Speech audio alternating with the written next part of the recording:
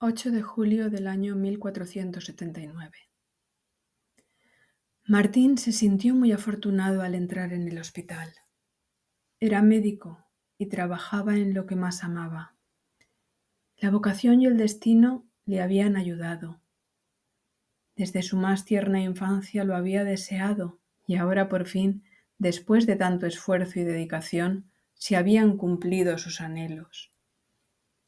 Gracias al acertado sermón que el padre Jofré pronunciara en la Catedral de Valencia aquel 24 de febrero de 1409, en favor de los dementes y de los pobres, el hospital fue construido. Y gracias también a Lorenzo Salom y a otros 9 hombres buenos que ayudaron a que así fuera, comprando una casa el 19 de marzo de ese mismo año. El hospital fue abierto al día siguiente de su adquisición.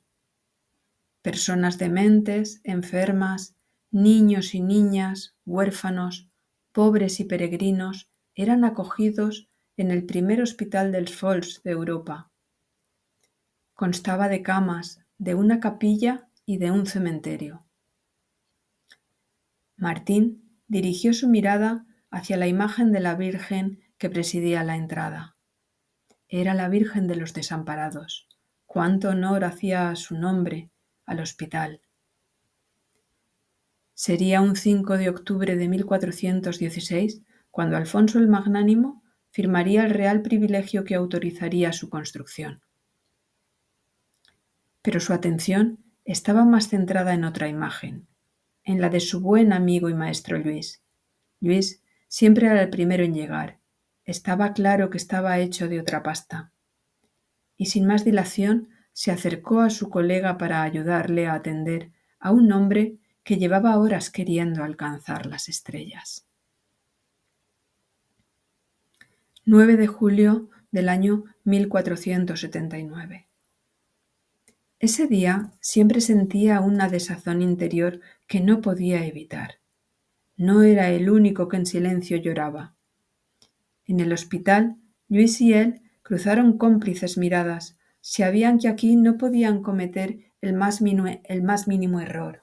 Más tarde ya habría ocasión de recordar a sus muertos. El silencio era su mejor aliado, callar, sin levantar la más mínima sospecha. El 9 de julio se alzaba en Valencia y sobre sus cabezas como un águila encarnizada. Martín sentía una verdadera admiración y respeto hacia Luis y también hacia toda su familia. A él le debía todo lo que él era. Al lado de Luis aprendería lo que significaba ser médico. El ser tenía que ver con la medicina y Martín había aprendido que sin el lado humano nada tenía que ver con la ciencia. La ciencia no tenía reparos cuando se trataba de la cura. Este aprendizaje significaba lo que él más apreciaba de su gran maestro y colega. Luis, influido por los enfoques de Galeno, era defensor del saber sin límites. Explorar, diagnosticar y tratar las enfermedades eran los objetivos, así como auxiliar y ayudar a toda persona que sufría. Pero esto no era lo habitual en la sociedad imperante. Martín y Eleonor, esposa de Luis, se habían criado juntos.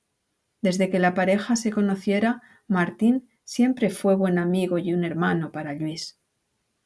Las familias de Martín y Eleonor habían sufrido el mismo destino, compartiendo ambas madres mucho dolor. Y esto siempre les uniría. A partir del año 1496.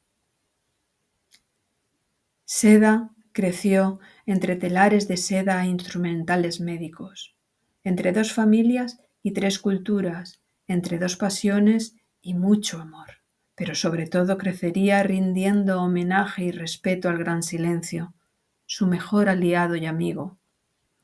Un silencio espeso del cual aprendería, un silencio que le acompañaría en los duros momentos, un silencio que nunca la traicionaría en muchos momentos de espera.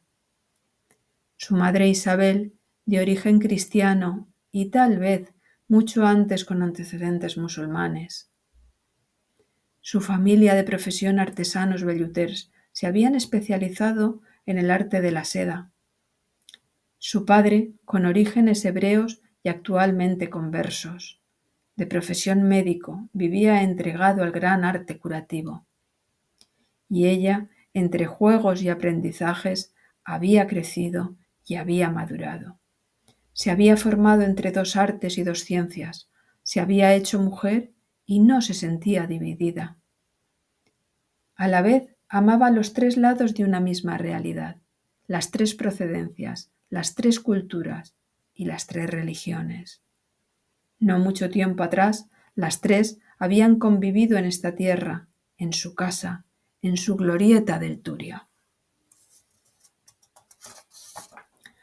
Ahora eran tiempos de silencio, y al igual que los hilos de la seda unían la ruta de los tres mundos, habitados por musulmanes, cristianos y judíos, sus sentimientos continuaban presentes en estos tres lados que habitaban una misma forma, un mismo corazón.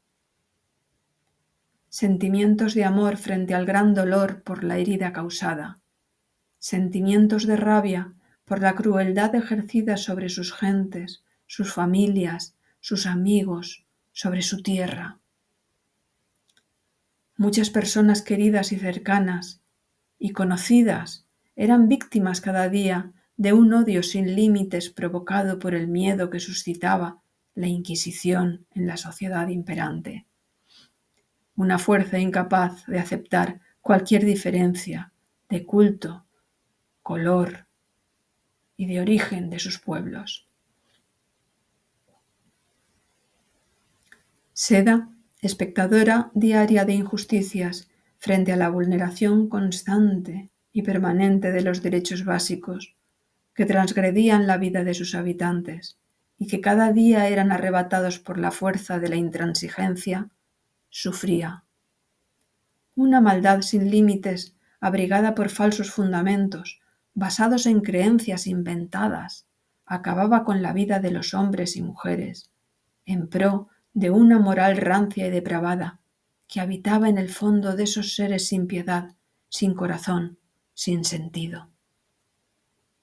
Reinados y sucesiones que sólo pretendían vanagloriarse de invasiones cobardes y miserables, que asesinaban sin piedad a ciudadanos de su tierra, expulsaban a los habitantes honrados y los desposeían de sus bienes.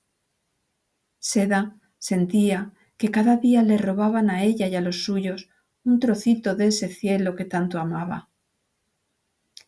Era joven y bella, pero ese dolor interior se había convertido en un desgarro constante, en una rabia inmensa, frente a la injusticia irracional y caprichosa. La injusticia cometida hacia los tres pueblos que consideraba muy suyos, muy de todos, muy de ellos y de ellas, de todas esas mujeres, madres y amigas, a las que no vería nunca más, por lo menos en mucho tiempo, porque habían sido expulsadas. Esa injusticia le nublaba la vista y le arrancaba cada día un trocito de su joven corazón.